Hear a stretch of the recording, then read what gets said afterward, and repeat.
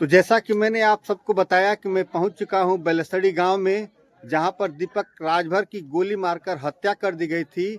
और उसी परिप्रेक्ष्य में गाजीपुर के पूर्व जिला अध्यक्ष भाई मनोज गौतम जी भी उस पीड़ित परिवार के दरवाजे पर पधारे हैं।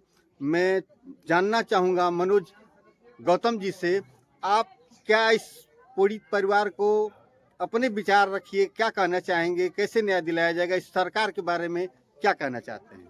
देखिए, आज की जो सरकार है, यह सरकार जैसे आपातकालीन स्थितियां देश में होती है, उत्तर प्रदेश में, पूरे भारत में बहन बेटियों के साथ, नौजवानों के साथ जो हादसे हो रहे हैं। अभी कल हमारे बेलसड़ी गांव में जहां हम लोग उपस्थित हैं, एक नौजवान की हत्या हुई। मेरठ में हमारे बहनों के साथ अत्याचार हुआ।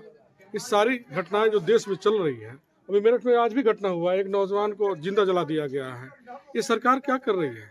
ओम प्रकाश मंत्री आज इस सरकार का रहनुमा बने हुए हैं, मंत्री हैं, इस परिवार को न्याय नहीं दिला सकते हैं।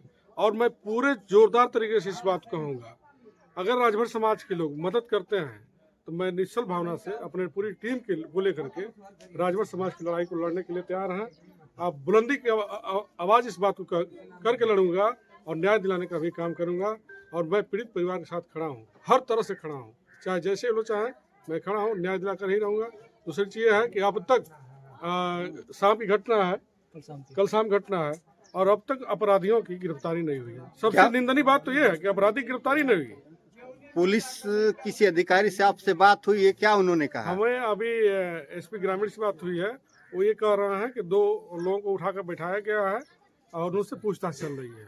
बताइए, पूछताछ चल रही है, कैसे न्याय दिलाएगी पुलिस?